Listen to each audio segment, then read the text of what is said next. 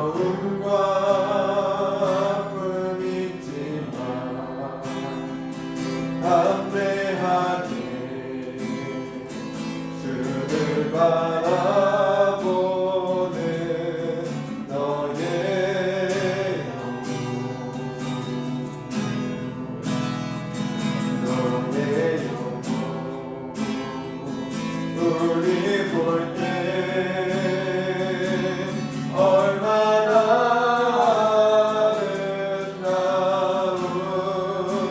아름다운지 너의 영혼 통해 큰 영광 받으신 하나님의 자녀. 오 할렐루야. 너는 택한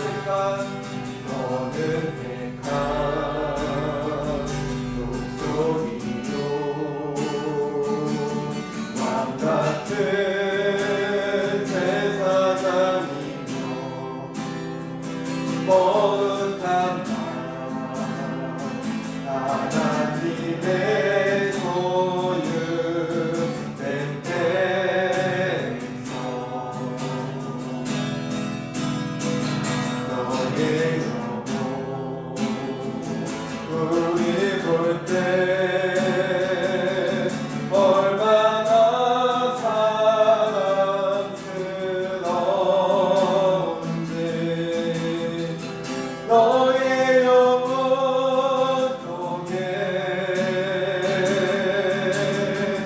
큰 영광 받으신 하나님의 자녀. 오 할렐루야. 한 번 더 찬양합시다. 내 눈은 너의 앞에 어려움과 아픔 있지만 담대하게 주를 바라보는 너의 영혼, 너의 영혼. 우리 볼 때 얼마나 아름다운지 너의 영혼 통해 큰 영광 받으신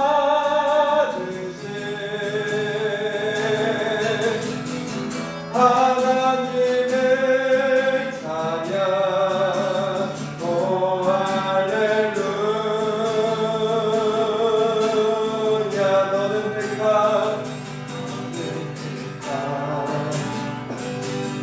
독소이요 왕같은 제사장이요 거룩한 하나님의 소유된 백성. 너의 영혼 우리 볼 때 얼마나 사랑스러운지 너의 영혼 통해 받으신 그 영광 받으신 찬양. 오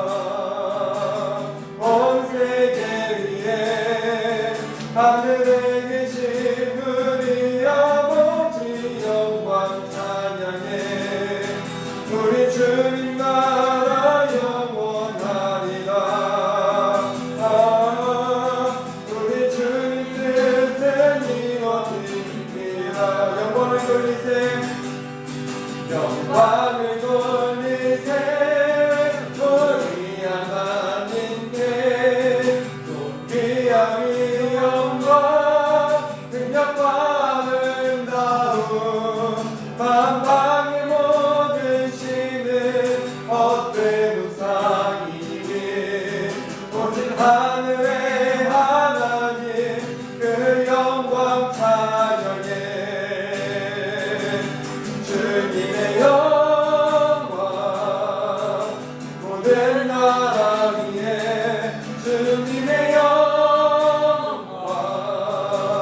온 세계 위에 하늘에 계신 우리 아버지 영광 찬양해 우리 주님 나라 영원하리라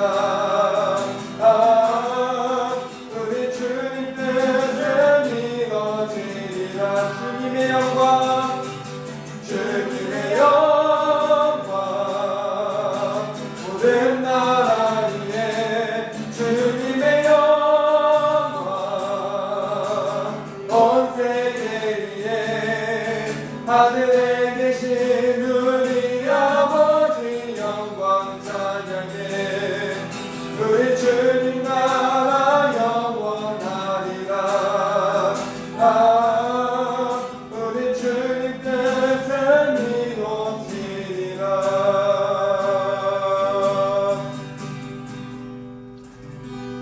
아멘. 우리 그리스도인은 우리의 삶 가운데 주님을 경험하지 못할 때 위축되고 또 두려움에 휩싸이게 됩니다. 우리가 이 세상 가운데 그리스도인으로서 정말 자긍심을 갖고 나아가기 위해서라도 우리는 늘 주님을 경험해야만 합니다. 그러나 우리의 상황과 환경들은 늘 우리를 주님으로부터 멀어지게 만들고 주님을 기억하지 못하게만 만듭니다.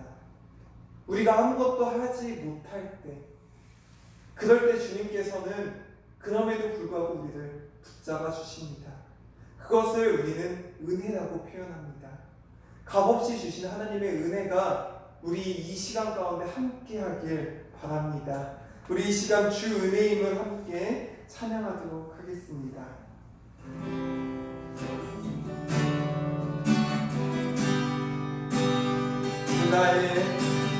주 나의 모습 보네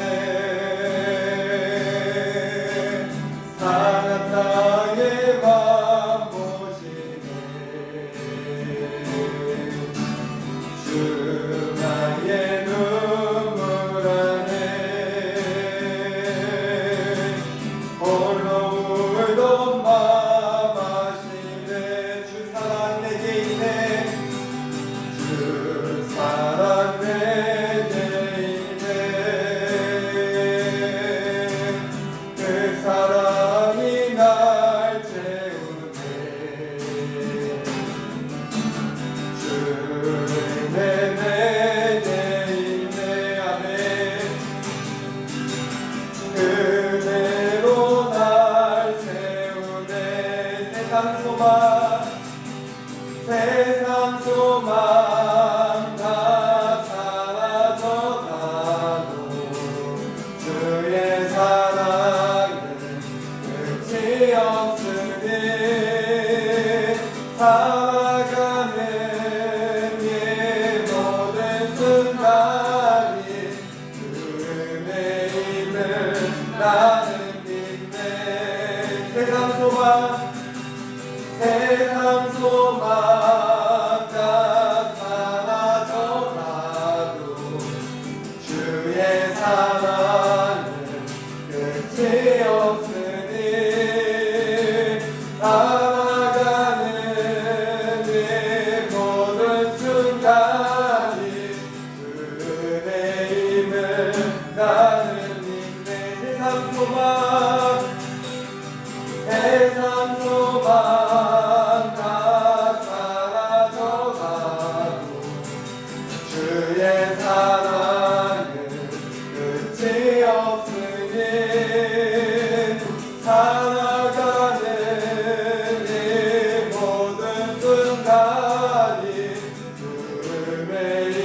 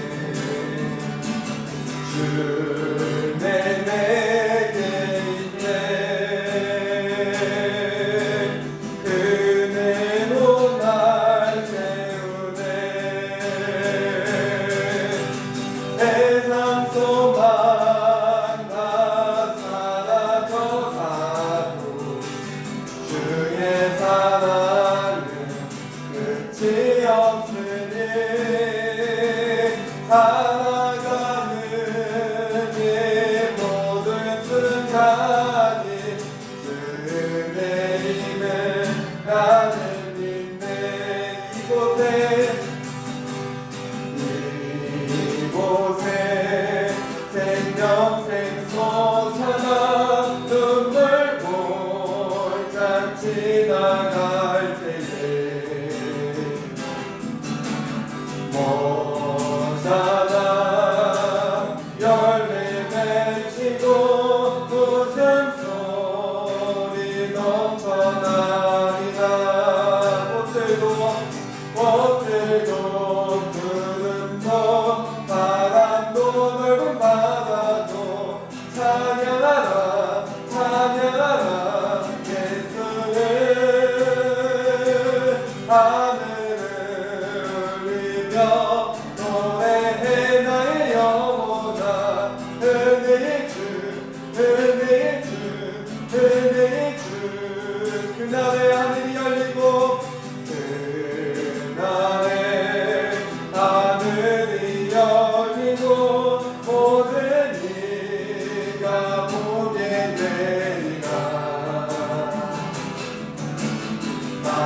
마침내 꽃들이 피고 영광의 주가 오시리라. 꽃들도 구름도 바람도 넓은 바다도 찬양하라 찬양하라 예수를. 하늘을 울리며 노래해 나의 영혼아. 은혜의 주 은혜의 주 은혜의 주. 꽃들도 구름도 바람도 넓은 바다도 찬양하라 찬양하라 예수를. 하늘을 울리며 노래해 나의 영혼아. 은혜의 주 은혜의 주 은혜의 주.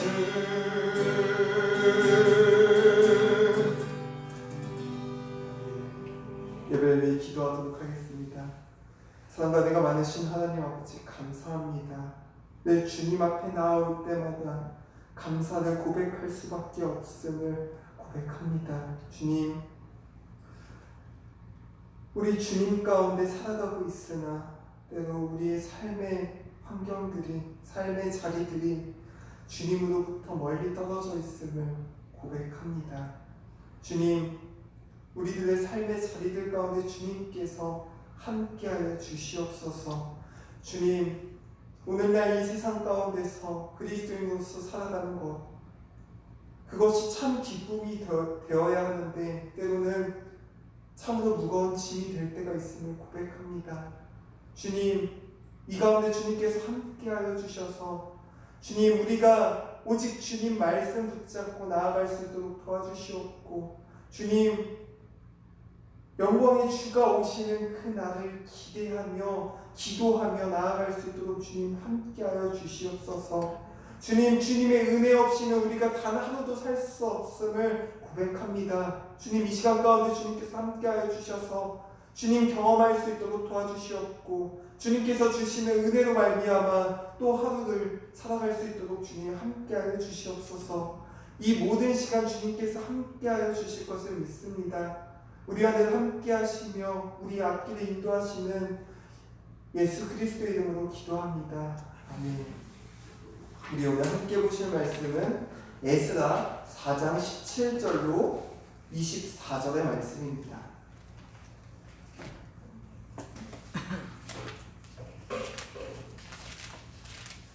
에스라 4장 17절부터 24절의 말씀입니다.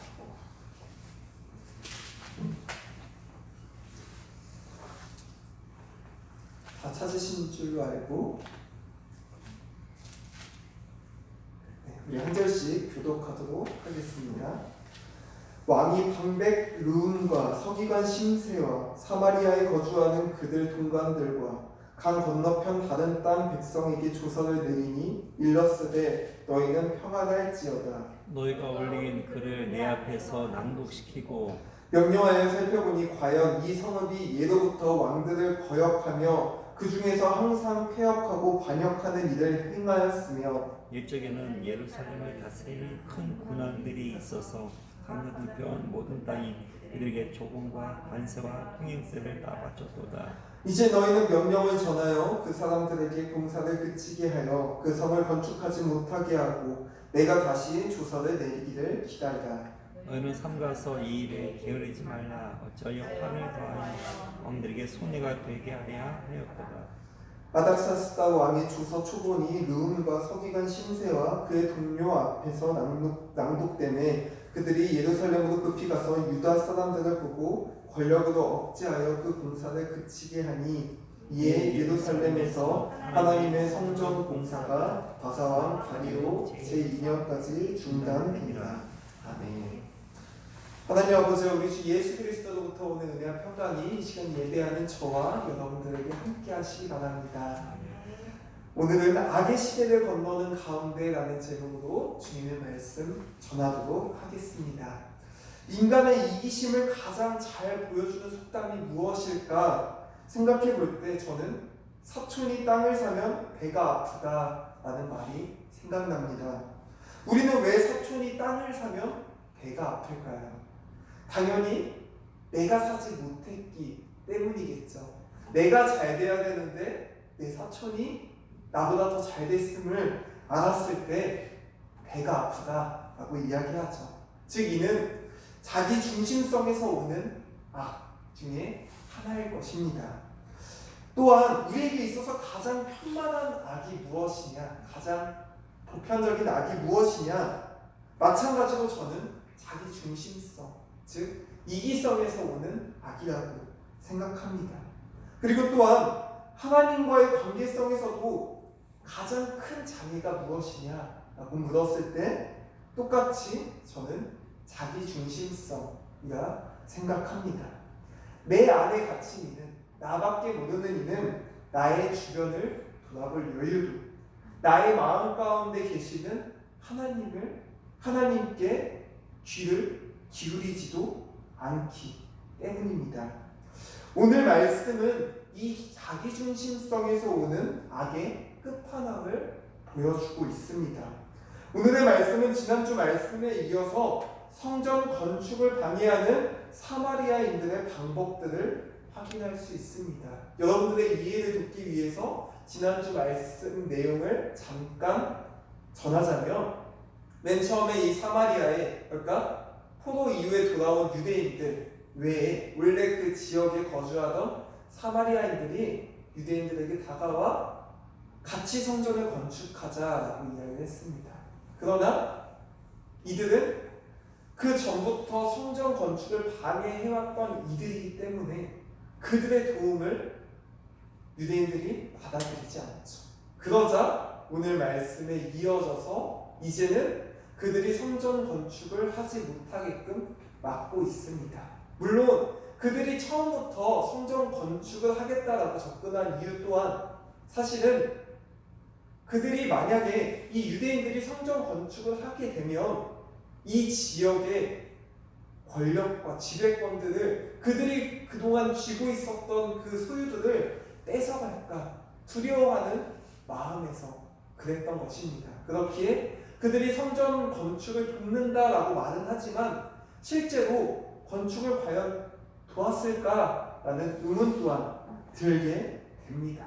그 이유로 이들은 거부당한 이유로 예루살렘 지역에, 이스라엘 지역의 권력을 놓치기 싫었던 그들은 수단과 방법을 가리지 않고 모함을 시작하게 되는 것이 바로 오늘의 본문 내용입니다. 14절의 말씀입니다. 제가 여러분들께 읽어드리도록 하겠습니다. 우리가 이제 왕궁의 소금을 먹음으로 왕이 수치당함을 참아보지 못하여 사람을 보내어 왕에게 아뢰오니 라고 이야기합니다. 이 말씀이 무슨 말이냐? 그들은 자기들의 권력을 잃을까 두려워했음에도 불구하고 이를 감추고 이야기를 꺼냅니다. 왕의 소금, 왕의 덕을 그동안 보고 있었는데 이들이 이제는 성전을 건축함으로써 왕의 권력으로부터 벗어나려고 한다. 왕의 위세로부터 벗어나서 새로운 왕궁을 만들려고 한다라고 모함을 시작하는 것입니다. 원래 우리들 몸에 좋은 약이 쓰다라고 이야기를 하죠. 그런데 이들의 모습들을 보게 되면 마치 왕을 생각해 주는 척 하지만 실제로는 그들의 권력을 잃을까 두려워했습니다. 우리의 삶을 돌아보다 보면 때로 우리들 삶 가운데서도 달고도 또 단 말들을 경험하게 됩니다. 인간이란 존재가 그렇습니다. 사실 우리가 칭찬에 약하지 않습니까? 그렇기에 칭찬은 고래도 춤추게 한다라는 말도 있지 않습니까? 자기를 높여주면 그 누구나 좋아합니다. 제가 전에 국민참여재판에 한번 다녀왔었습니다. 여러분들께 다녀온 경험들도 이야기를 했었는데요. 저는 보면서 한 가지 의아한 것이 있었습니다. 이 재판장에서는 모든 말을 하기 전에 존경하는 재판장님이라는 이 단어를 빼놓지 않고 이야기를 하더라고요. 솔직히 재판장을 존경할 이유가 무엇입니까? 처음 본 사람, 이 재판장에서 처음 본 사람, 잘 알지도 못하는 사람을 존경한다는 그 말, 좀 어불성설이겠죠. 그러나 그럼에도 불구하고 존경하는 재판장님이라고 늘 이야기합니다. 왜 그럴까요? 이는 조금이라도 자기에게 유리한 결정을 내려달라라는 그런 마음에서 비롯된 것 아니겠습니까? 오늘의 본문도 마찬가지입니다. 이들은 어떻게든 권력을 유지해야만 했습니다. 그러기 위해 수단과 방법을 가리지 않았던 것입니다. 더 나아가 보면 15절의 말씀 제가 읽어드리도록 하겠습니다. 왕은 조상들의 사기를 살펴보시면 그 사기에서 이 성읍은 패역한 성읍이라. 예로부터 그 중에서 항상 반역하는 일을 행하여 왕들과 각 도에 손해가 된 것을 보시고 아실지라. 이 성읍이 무너짐도 이 때문이니이다 라고 이야기합니다. 제가 읽어드린 이 말씀들이 이 사마리아인들이 왕에게 조서를 보낸 그러한 내용들이었습니다. 성경을 보게 되면 우리는 종종 의아한 생각을 갖게 됩니다. 특히 복음서를 보게 되면 대표적인 비유로 착한 사마리아인 비유가 있지 않습니까? 그러면서 예수님께서 질문하십니다. 누가 내 이웃이냐? 우리가 그 말씀을 볼 때 생각하게 됩니다. 아니, 이렇게 도와주는 유대인, 당연히 사마리아인이 내 이웃입니다 라고 이야기해야 될 것 같은데, 이 비유를 들은, 그리고 이 질문, 누가 내 이웃이냐 라는 질문을 들은 유대인들은 답을 선뜻 내뱉지 못합니다. 왜 그랬을까요? 그것은 오늘의 말씀에서부터 비롯되는 것입니다. 우리가 이 비유들, 착한 사마리아인의 내용들을 살펴보면 알 수 있는 것은 유대인들이 사마리아인들을 그 누구보다도, 심지어 때로는 로마인들보다도 싫어했다라는 것입니다. 그러나 그 뿌리를 보게 되면 사실 사마리아인들은 유대인들과 뿌리가 같습니다. 그저 바벨론 포로기 시절, 바벨론으로 포로로 끌려가는 그 시절에 유대인들은 끌려갔던 이들, 사마리아인들은 남은 이들이었던 것이죠. 그 뿌리가 같은 존재였던 것입니다. 그들 또한 그리심산에 하나님의 성전을 만들고 하나님을 섬긴다라고 주장하였습니다. 지난주 말씀에서도 그들이 먼저 와서 자기들도 하나님의 성전을 짓는데 동참하고 싶다고도 이야기했습니다.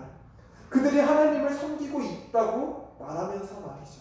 그러나 실제는 어떠했습니까? 자기들의 욕심을 위해서, 그런 자기 중심성 가운데 같은 민족이라 생각할 수 있는 이들, 그동안 고생하며 바벨론 포로에 시간을 보내던 이들을 팔아넘깁니다. 같은 민족이라 생각하지 않습니다. 우리들 멀리서 타지에서 여러분의 자녀들이 막 고생하다 들어오면 어떻습니까? 딱하고 어떻게 뭐라도 해줘야 될 거 없나 이런 생각들, 불쌍히 여기는 그런 마음들 들지 않습니까? 그런데 이 비유에 생각해 봤을 때 타지에서 돌아온 자녀를 혹시 얘가 내 거 뭐 가지러 온 거 아니야? 내 거 뭐 뺏어가려고 온 거 아니야? 이런 생각을 하면서 배척하고 쫓아내려고 하고 그런 모습들이 이 사마리아인들의 모습 가운데 있었던 것입니다. 아까 서두에 말씀드렸던 것처럼 사촌이 땅을 사면 배가 아픈 그런 상황들이 벌어졌던 것입니다. 사마리아인들은 이제 한 단계 더 나아가서 또 다시 그들을 모함합니다. 이러한 여러 모함들 가운데 이제 답변이 오죠. 20절의 말씀입니다. 옛적에는 예루살렘을 다스리는 큰 군왕들이 있어서 강 건너편 모든 땅이 그들에게 조공과 관세와 통행세를 바쳤도다 라고 이야기를 합니다. 그들이 모함을 하니 이제 옛날에 있었던 일들을 이야기하니 왕이 한번 이스라엘에 어떠한 일들이 있었는지 찾아본 것입니다.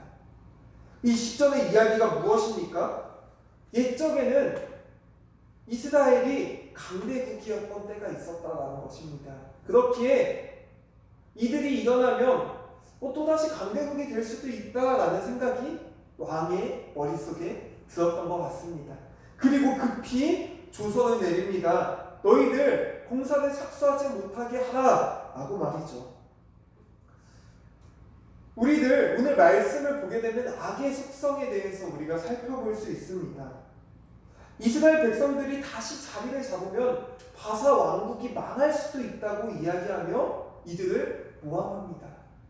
악은 맨 처음에 이스라엘 백성들, 사마리아인들이 이스라엘 백성들을 봤을 때 어떤 마음이 들었을까요? 자기들 권력을 조금, 자기들 땅들을 조금 뺏어가지 않을까라는 그런 생각들 했을 것입니다. 그런데 점점 그 생각이 강해지다 보니 이제는 나의 모든 것들을 얘네들이 뺏어갈 수도 있겠다라는 그런 생각들이 그들에게 들었던 것입니다. 유대인들, 이스라엘 백성들, 포로 이후에 돌아온 이 유다 사람들은 그저 하나님의 성전을 짓고 다시금 하나님의 백성이 되고자 했음이었는데도 주변에 보는 악들은 이 하나님의 백성들을 어떻게 핍박할까, 어떻게 하면 더 괴롭힐까 하는 생각들만 하게 됩니다. 이것이 바로 악의 속성입니다. 악의 속성들은 계속해서 믿는 자들을 공격하고 그리고 그 공격하는 것이 점점 강해집니다. 악은 결코 약해지지 않습니다. 점점 더 핍박은 거세질 뿐입니다. 그러나 여러분들, 우리는 이러한 악한 비방 가운데서도 하나님을 발견할 수 있어야만 합니다. 15절의 이면은 이스라엘 백성들이 강대국 사이에서도 그냥 휘둘리던 존재가 아니었음을 보여줍니다. 그리고 20절의 이면은 이스라엘의 전성기에는 조공을 받을 정도로 엄청난 강대국이었다라는 사실을 보여줍니다. 이스라엘이 강대국 사이에서도 강대국으로 그리고 여러 상황들 가운데서도 자기들의 목소리를 낼 수 있었던 이유가 무엇이었습니까? 그들의 힘입니까? 그들의 능력입니까? 그들이 정말 그들 스스로의 힘이 강해서 그랬습니까? 그 이유는 단 한 가지였습니다. 오직 하나님의 은혜, 하나님의 섭리였던 것입니다. 우리 그리스도인들은 이렇듯 지금 오늘 본문 상황 가운데서 그 어디에도 하나님의 은혜나 하나님의 섭리에 대한 이야기들이 나오지 않습니다. 그럼에도 불구하고 우리는 하나님의 은혜와 하나님의 섭리를 발견할 수 있어야만 하는 것입니다. 그러나 현실은 더욱 어려워졌습니다. 23절에서 24절의 말씀 우리 한 절씩 교독하도록 하겠습니다. 아닥사스다 왕의 조서 초본이 르움과 서기관 심세와 그의 동료 앞에서 낭독되매 그들이 예루살렘으로 급히 가서 유다 사람들을 보고 권력으로 억제하여 그 공사를 그치게 하니 이에 예루살렘에서 하나님의 성전 공사가 아사왕 다리오 제2년까지 중단되니라. 아멘. 아닥사스다 왕 때부터 다리오 왕 제2년까지는 제가 지난주에도 말씀드렸지만 약 17년, 16년에서 17년의 시간입니다. 한번 여러분들 기억하시겠지만 한 차례 성전 건축이 중단된 적도 있었습니다. 그 뒤로 다시 성전을 건축하려 하니 또다시 짧은 시간도 아닙니다. 17년. 아직 우리 성은이는 17년이라는 시간을 경험해보지도 못했습니다. 그런 엄청난 시간이 놓여진 것입니다. 분명 하나님의 인도와 섭리 가운데 시작된 공사였습니다. 그러나 현실은 여전히 어려운 것을 보게 됩니다. 마치 우리의 삶과 같지 않습니까? 하나님의 인도하심을 바라보며 우리는 하루하루를 살아가고 있습니다. 그러나 때로 오늘의 말씀처럼 그 어디에도 하나님의 섭리를 찾아볼 수 없는 순간들이 찾아오게 됩니다. 즉 신의 부재 상황들을 경험하게 된다는 것이죠. 분명 하나님이 함께 하시다고 하는데, 그리고 내가 믿고 있는데 내 신앙이 분명히 하나님이 나와 동행하시고 내가 정말 사망의 골짜기를 걸을지라도 하나님께서 나의 손을 붙잡아 주셔서 수렁에서 건져 주실 것을 늘 믿고 있는데, 그럼에도 불구하고 내가 수렁에 빠졌을 때, 하나님과 동행하지 않다라고 느껴졌을 때, 그럴 때 우리들 정말 하나님을 발견할 수 없는 그런 아이러니에 빠지곤 합니다. 그리고 이러한 모순점들이 우리의 신앙들을 뒤흔들어 놓습니다. 내가 믿는 하나님은 분명히 나의 고난과 나의 울부짖음, 나의 통곡을 외면하지 않으시는 분인데, 나의 통곡에도 그 어떤 반응도 보이지 않으시는 하나님, 그 하나님을 붙잡으려 하지만 붙잡을 수 없음을 고백하며 우리를 너무도 어려움에 빠지곤 합니다. 그러나 사랑하는 베델교회 성도 여러분, 우리가 그럼에도 불구하고 하나님 붙잡아야 함을 기억하시길 바랍니다. 우리는 악의 시대를 건너는 가운데 있습니다. 이 땅 가운데 하나님 나라가 실현되길 기대하며 기도하며 하루하루를 살아가고 있습니다. 그러나 여전히 우리의 삶을 돌아볼 때 하나님 나라와는 거리가 먼 현실을 또한 맞이하고 있습니다. 그러나 여러분, 오늘의 말씀처럼 우리는 이러한 현실 가운데서도 하나님을 기억해낼 수 있어야만 합니다. 하나님을 경험하지 못할 때에도 우리는 하나님을 경험해야만 합니다. 하나님을 붙잡을 수 없는 그런 순간이 올 때일수록 더욱더 하나님을 붙잡아야 합니다. 여러분들이 기도할 수 없을 때일수록 더욱더 기도의 자리 가운데 나와야 합니다. 그리고 그 가운데서 하나님의 섭리를 바라보아야 합니다. 우리의 삶 가운데 경험했던 하나님, 그 하나님에 대한 기억이 우리는 이 시대 가운데 인내할 수 있는 그런 힘을 줄 것입니다. 제가 얼마 전 역사에 대해서 좀 살펴보다 2차 세계대전의 내용들을 좀 살펴보았습니다. 1차 세계대전 때 독일이 패망하고 나서, 그리고 또 다시 2차 세계대전이 이루어졌을 때, 그랬을 때 히틀러는 프랑스와 영국을 빨리 처리해야겠다, 단기전으로 전쟁을 끝내야겠다라고 생각을 합니다. 그런데 이미 프랑스에는 엄청난 성벽들이, 마치 중국의 만리장성 같은 그러한 성벽들이 놓여져 있었다라고 합니다. 우리들 마지노선이라는 말 쓰지 않습니까? 그것이 바로 이 2차 세계대전 당시에 프랑스의 국경을 놓았던 그 선을 의미합니다. 마지노라는 사람이 성벽을 쌓았던 것이었죠. 히틀러는 그 선을 넘을 수 없어서 숲을 통해서 프랑스를 침공합니다. 그리고 프랑스 전역이 독일의 지배를 받게 됩니다. 독일이 프랑스를 차지한 것입니다. 독일이 프랑스를 차지했지만 그때 당시 프랑스인들 자기 국가와 자기 민족에 대한 자긍심이 있었습니다. 산발적인 게릴라전과 어떻게든 나라를 찾으려는 그런 생각들을 가지고 있었습니다. 그러나 그들의 현실은 너무나도 어둡기만 했습니다. 그 어떤 희망도 보이지 않던 그때의 노르망디 상륙작전이라고 우리들에게 알려져 있죠. 그 상륙작전으로 말미암아 그날이 정말 도적같이 찾아왔습니다. 그리고 그들이 다시 그들의 나라를 되찾게 됩니다. 만약 그들이 그들의 나라, 프랑스라는 나라를 포기하고 그 어떤 자긍심 없이 그래 이제는 우리가 독일인으로서 살아가야지 라고 생각했다면 그들이 나라를 찾게 됐을 때 기쁨으로 맞이할 수 있었겠습니까? 이 프랑스인들은 나라를 비록 잃었음에도 불구하고 끊임없이 프랑스라는 나라를 생각했습니다. 그리고 나라를 찾기를 원했습니다. 그런 이들에게 주어진 것이 바로 나라를 되찾는 것. 그들에게는 이 노르망디 상륙작전이 하나의 복음이었습니다. 그들이 나라의 광복을 위해서 희망을 갖지 않았다면 과연 이러한 일들이 일어났을까요? 저는 아니라고 봅니다. 이러한 이야기들을 살펴볼 때 우리들 그 어떤 상황과 환경 가운데서도 하나님을 기억하는 것, 그리고 하나님을 기억하는 마음으로 이 시대 가운데 편승하지 않고 희망을 품는 것, 이 희망을 붙잡고 인내하는 것, 그것이 필요함을 우리가 기억해야 합니다.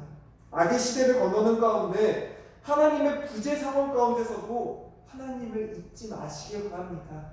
하나님의 부재 그 이면에 분명 하나님은 존재하고 계십니다.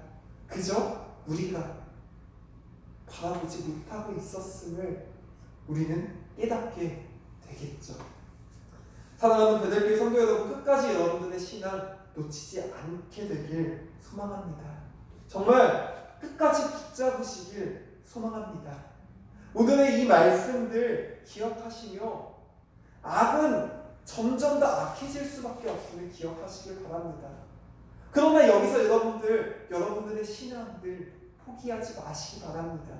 여러분들의 신앙을 포기할 때 그때가 진정 끝입니다.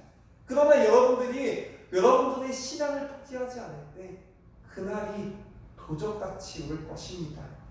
이 가운데 악의 시대를 건너는 가운데 우리의 신앙을 붙잡는 것, 그것이 바로 우리의 고백 가운데 있음을 여러분들 기억하시길 바랍니다. 그러할 때 주님께서 여러분들과 함께 하실 것입니다.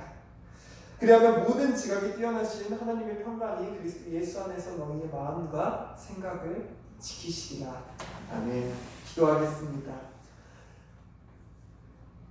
우리와 늘 동행하시며 우리 앞길에 인도하시는 하나님 아버지 감사합니다. 주님, 우리들 때로는 정말 눈물 골짜 가운데 눈물 골짜기를 지나가고 있음을 고백합니다. 정말 사망의 음침한 골짜기가 우리 눈앞에 있음을 고백합니다.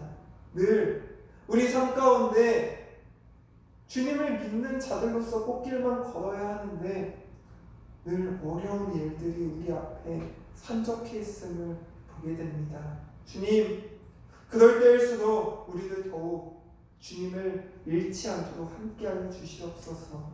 내가 주님을 믿는 그리스도인이라는 사실 결단코 포기하지 않도록 주님 인도하여 주시옵소서. 주님, 우리의 삶 가운데 주님께서 함께하심을 믿습니다. 그러나 때로 우리의 삶 가운데 닥치는 고난들은 이러한 믿음들을 손두리째 흔들어 놓을 때가 있음을 고백합니다. 주님, 그럴 때에서 주님께서 함께하여 주시옵고 우리가 기도하지 못할 때에도 기도하시는 주님을 우리가 기억할 수 있도록 인도하여 주시옵소서. 주님, 우리 서울 베델교회 모든 성도님들 한 사람 한 사람 기억하여 주셔서 그 앞길들 인도하여 주시고 그 가운데 붙잡아 주시옵소서. 주님, 옳은 길을 걷고 있다면 더욱더 옳은 길을 걸을 수 있도록 인도하여 주시고, 주님, 혹시나 수렁에 빠졌다면 주님, 주님의 손으로 건져 주시옵소서. 주님, 특별히 우리 삶들 주님께 드립니다. 주님, 특별히 추수감사절을 맞이합니다. 주님, 우리들 한 해 가운데 너무도 많은 일들이 있었습니다. 주님, 그럼에도 불구하고 오늘까지 함께 하신 그 주님 기억하며 감사할 수 있도록 인도하여 주시옵소서. 주님, 우리들 결코 신앙을 잃지 않았음을 주님 감사할 수 있도록 주님 함께하여 주시옵소서. 그리고 그 가운데 주님께서 더욱더 주님의 은혜 부어주셔서 우리들 더욱더 주님이 주시는 그 새 힘 붙잡고 나아갈 수 있도록 주님 붙잡아 주시옵소서. 주님께서 함께 하심을 믿습니다. 사랑과 은혜가 많으신 예수 그리스도의 이름으로 기도합니다. 아멘. 주기도문 하심으로 예를 마치도록 하겠습니다. 하늘에 계신 우리 아버지여, 이름이 거룩히 여김을 받으시오며 나라가 임하시오며 뜻이 하늘에서 이루어진 것 같이 땅에서도 이루어지이다. 오늘 우리에게 일용할 양식을 주시옵고 우리가 우리에게 죄진 자를 사하여 준 것 같이 우리의 죄를 사하여 주시옵고 우리를 시험에 들게 하지 마시옵고 다만 악에서 구하시옵소서. 나라와 권세와 영광이 아버지께 영원히 있사옵나이다. 아멘.